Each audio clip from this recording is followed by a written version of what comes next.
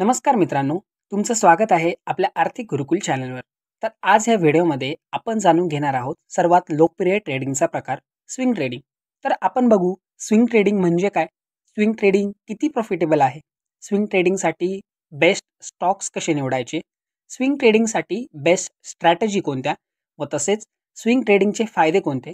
आणि अजून सर्वात महत्त्वाचं म्हणजे स्विंग ट्रेडिंगचे रहस्य जे तुम्हाला कळलं तर तुम्ही खरंच स्विंग ट्रेडिंगमध्ये खूप चांगले पैसे कमवू शकता व अजून खूप काही जे तुम्हाला माहिती असणं आवश्यक आहे. तुम्हाला व्हिडिओ पूर्ण बघितल्याशिवाय समजणारच नाही, त्यामुळे तुम्हाला व्हिडिओ पूर्ण बघावाच लागेल. त्याआधी तुमच्याविषयी मला काही बोलायचं आहे आणि मी जे तुमच्याविषयी बोलतोय ते 100% खरं आहे. तुम्हाला वेळेचं खूप महत्त्व आहे आणि हो, तुम्ही एक दिवस खरंच श्रीमंत होणार. म्हणजे याचा अर्थ असा की तुम्ही कधीच पैशांसाठी कोणाकडे हात पसरवणार नाही. मला याची नक्की गॅरंटी आहे. कारण तुमचं भविष्य हे तुम्ही आज काय करताय यावर अवलंबून असतं आणि तुमचं भविष्य मी सांगतो, तुम्ही नक्की यशस्वी व्हाल. तर ठीक आहे, चला समजून घेऊ. तुमचे डीमॅट अकाउंट नसेल तर डिस्क्रिप्शनमध्ये मी लिंक देतोय. तर त्यामध्ये झिरोदा, अपस्टॉक, एंजल वन यामध्ये तुम्ही तुमच्या आवडत्या ब्रोकरकडे अकाउंट ओपन करून घ्या. चला वळूया आपल्या मुद्द्याकडे. स्विंग ट्रेडिंग म्हणजे काय?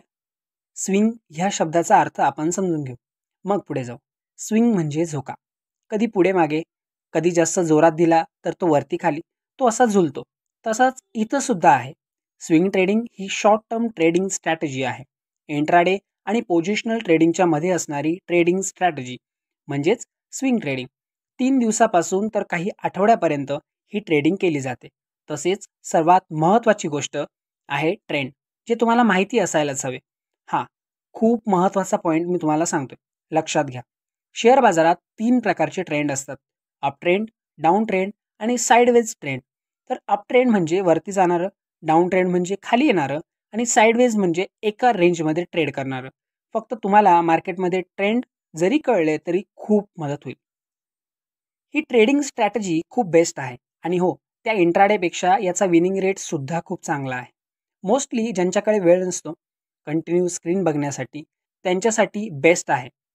खूप लोक असे आहे ज्यांच्यावर खूप कमी वयात घरच्या जबाबदाऱ्या पडल्या आणि ते सध्या नोकरी करत आहे. काही लोकांचा बिझनेस आहे, काही मुलं कॉलेजला असतील आणि अजून खूप काही कारणं असतील.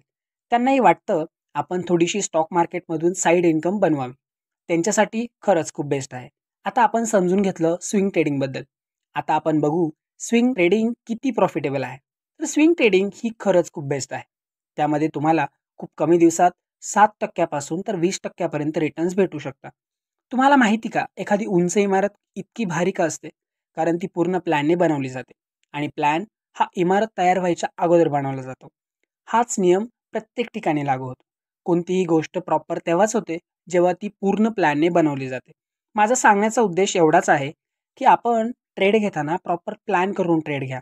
एक कॅल्क्युलेशन करा की मी जो ट्रेड घेतोय त्याचा स्टॉप लॉस आणि टार्गेट किती असेल. स्टॉप लॉस हे टार्गेटपेक्षा जास्त तर नाही ना. जो लॉस असेल तो एक्सेप्ट करा. भावनिक होऊ नका. आणि असंच जर तुम्ही प्रत्येक ट्रेडचं गणित केलं तर तुम्ही खरंच एक प्रॉफिटेबल ट्रेडर व्हाल. Discipline trader is always winner असं मला वाटतं. आता आपण बघू की स्विंग ट्रेडिंगसाठी बेस्ट स्टॉक कसे निवडायचे. योग्य स्टॉक्स निवडणं हे खूप महत्त्वाचं आहे. तर आता आपण काही महत्त्वाचे पॉईंट्स बघणार आहोत, जे आपण बघितले की आपल्याला बेस्ट असे स्टॉक निवडता येतील. तुमच्याकडे जर वेळ असेल तर तुम्ही मी जे सांगतोय त्यातले महत्त्वाचे टॉपिक नोट करून घ्या. जवळ वही पेन असेल तर चांगलंच होईल, नाहीतर मोबाईलच्या नोट्स ॲपमध्ये तुम्ही काही गोष्टी मेन्शन करून घ्या. तर ठीक आहे, आपण बघणार होतो स्विंग ट्रेडिंगसाठी बेस्ट स्टॉक कसे निवडायचे. तुम्ही न्यूज बेसिसवर सुद्धा स्विंग ट्रेडिंगसाठी स्टॉक निवडू शकता. तर ते कसं मी तुम्हाला सांगतो. समजा कंपनीचे रिझल्ट्स चांगला आला तर तुम्ही त्यात बाईंगसाठी योग्य स्टॉप लॉस लावून तुम्ही ट्रेड घेऊ शकता. त्यासाठी तुम्हाला इकॉनॉमिक्सच्या बातम्या बघणं महत्त्वाचं आहे.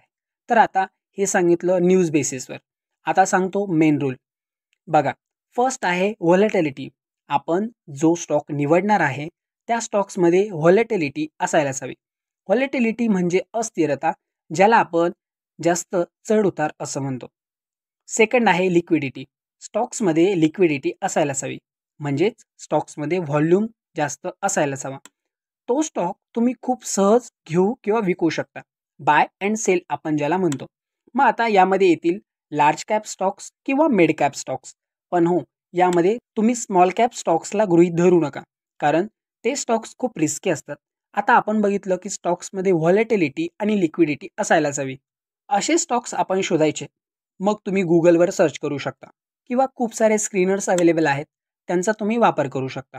मग त्यामध्ये ट्रेडिंग व्ह्यू असेल, स्मॉल केस असेल, स्क्रीनर.com असेल, टिकर टॅप असेल, यांचा तुम्ही वापर करू शकता. शक्यतो तुम्ही सेक्टर टॉप चॉईस करा. तुम्हाला समजण्यासाठी मी घेतो एक हाय व्हॉलेटिलिटी व लिक्विडिटी असणारा स्टॉक. ठीक आहे. तर स्टॉकचं नाव आहे HDFC बँक. मग आता टाईम फ्रेम कोणती वापरावी? नॉर्मली आपण इंट्राडेसाठी 1 मिनिटं, 3 मिनिटं किंवा 15 मिनिटं अशा टाईम फ्रेमचा यूज करतो. पण इथे आपण 1 आवर, 4 आवर तसेच 1 डे या टाईम फ्रेमचा वापर करणार आहोत. तर ठीक आहे. आपल्याला समजलं टाईम फ्रेम 1 आवर, 4 आवर तसेच 1 डे म्हणजेच एका दिवसाच्या टाईम फ्रेमचा वापर करावा. आता आपण बघू की स्ट्रॅटजी फॉर स्विंग ट्रेडिंग म्हणजेच स्विंग ट्रेडिंगसाठी कोणत्या स्ट्रॅटजी बेस्ट आहे, जे आपण वापरू शकतो. त्याआधी माझी तुम्हाला एक विनंती आहे की आपल्या आर्थिक गुरुकुल चॅनलला सबस्क्राईब करायला विसरू नका. तुमच्या एका सबस्क्राईबने मला तर प्रोत्साहन मिळेलच, पण तुम्हाला येथे आपण share market, mutual fund, news, startup, currency research, insurance याबद्दल आमचे व्हिडिओ तुमच्या आर्थिक जीवनात निर्णय घेण्यास सक्षम बनवतील. मराठीत सोप्या भाषेत समजावून सांगणारे हे व्हिडिओ तुम्हाला पैशांची शिस्त, सुरक्षितता आणि भविष्याची योजना कशी करायची याबद्दल सखोल मार्गदर्शन करतील. आमचं ध्येय आहे मराठी माणूस अर्थसाक्षर व्हायलाच हवा. खूप मेहनत लागते व्हिडिओ बनवायला, त्यामुळे प्लीज सबस्क्राईब करायला विसरू नका. ठीक आहे, तर मी अपेक्षा करतो की तुम्ही आपल्या आर्थिक गुरुकुल चॅनलला आत्ताच सबस्क्राईब केलं असेल. चला वळूया आपल्या मुद्द्याकडे. आपण बघत होतो strategy for a swing trading. तर बघा, फर्स्ट स्ट्रॅटजी आहे मूव्हिंग ॲव्हरेज क्रॉसओव्हर. ही स्ट्रॅटजी जर तुम्ही शिकले आणि योग्य ठिकाणी एंट्री आणि एक्झिट केलं तर खरंच सांगतो तुम्ही खूप चांगले पैसे कमवू शकता. यामध्ये आपण वापरणार आहोत 50 EMA आणि 200 EMA. जेव्हा 50 EMA 200 EMAला क्रॉस करून वर जात असेल तर तुम्ही तेथे एंट्री घेऊ शकता व त्या कॅन्डलची वीक ही स्टॉप लॉस लावून तुम्ही बाय साईडचा ट्रेड घेऊ शकता. तसंच त्या उलट 50 EMA हा जर 200 EMAला वरून खाली क्रॉस करून खाली येत असेल, तुम्ही सेल साईडचा ट्रेड घेऊ शकता. पण हो, कधी ही स्ट्रॅटजी दरवेळेस परफेक्ट काम करेल असं नाही. त्यामुळे एक स्ट्रिक्ट स्टॉप लॉस लावा. स्टॉप लॉसची रिस्पेक्ट करा. भावनिक होऊन ट्रेड घेऊ नका.